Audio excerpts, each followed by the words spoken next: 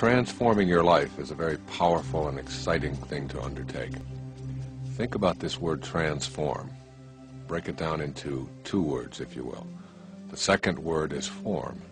It means the physical world that you live in and all the boundaries that we experience in our life. That's our form. It's our body.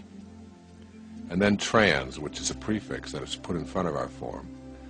And the prefix trans means to go beyond, to soar above, to go past. So transforming really means going beyond your form. That is, going beyond the limits of your body, if you will.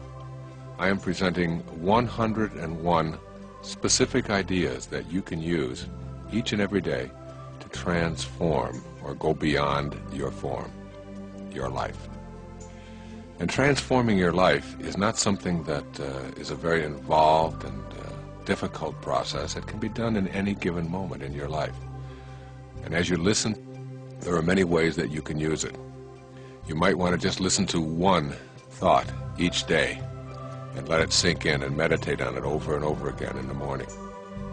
Or you might want to listen to 10 of them and let them just sort of roll around inside of your head, and then go back and replay them and replay them. You'll use it over and over and over again in your life. It is really designed to help you to understand how powerful your thoughts are. You can change your life in a matter of moments by doing one simple thing. Change the thoughts you think and the words you speak. Your internal dialogue has an enormous effect on every aspect of your life, and you can alter it in a positive way, beginning right now. I call this 101 ways to transform your life. Transform, going beyond your form. Listen to each thought, let it sink in, and begin putting it into practice, beginning now.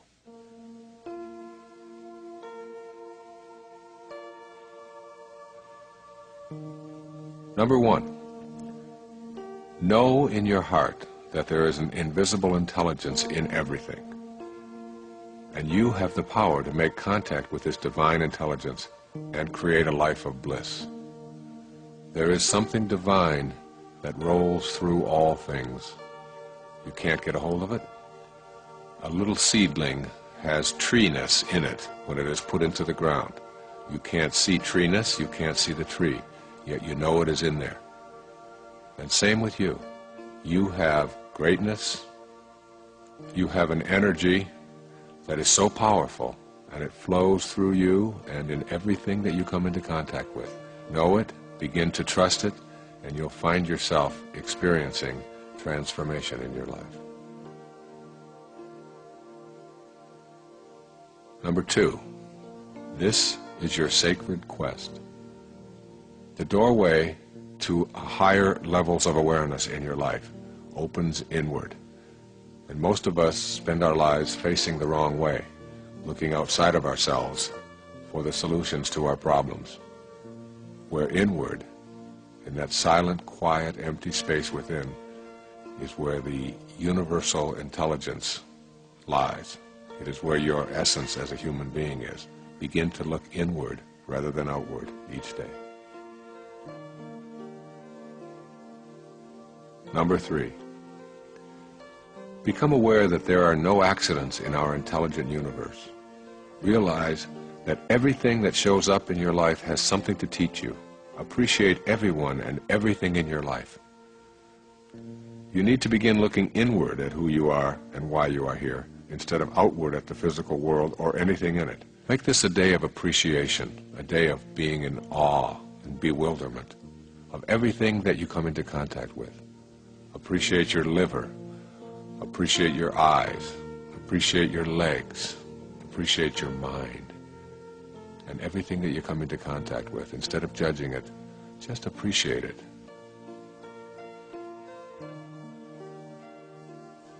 Number 4, draw your inner energy from the beauty that surrounds you. When you do so, this energy reception will become a source of strength and sustenance in your life. As you begin practicing beauty appreciation and seeing it in all things that you encounter, including all people, as you begin to see the fullness of God in everyone rather than something to judge, you'll find a new kind of bliss in your everyday life.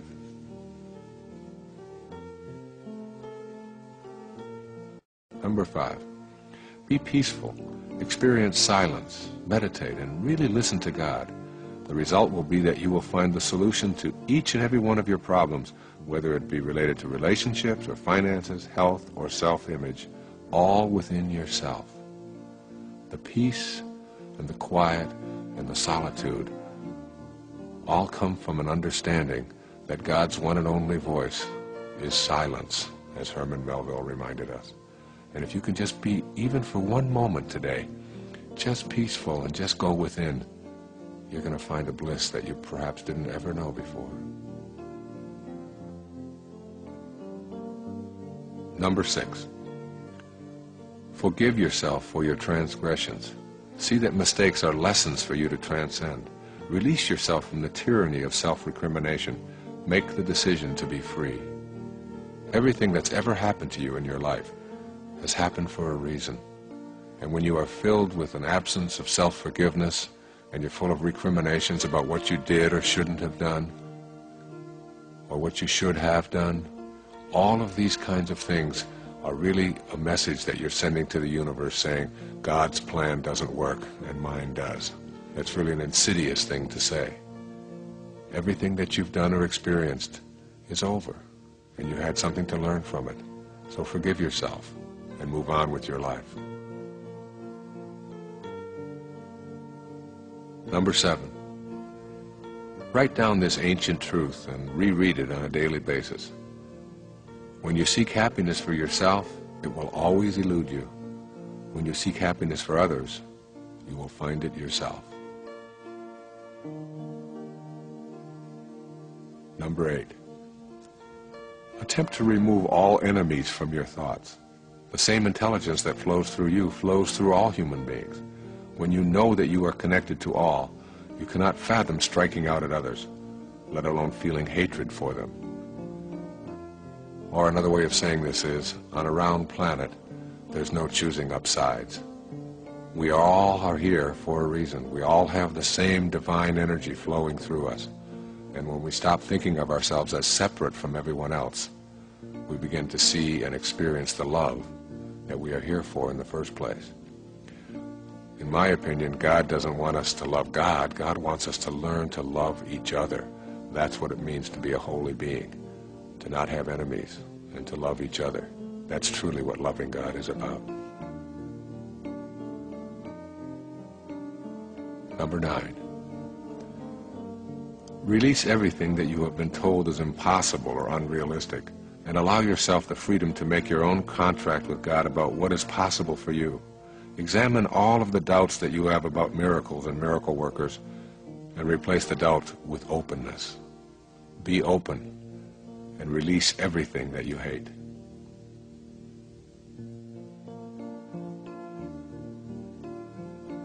Number 10,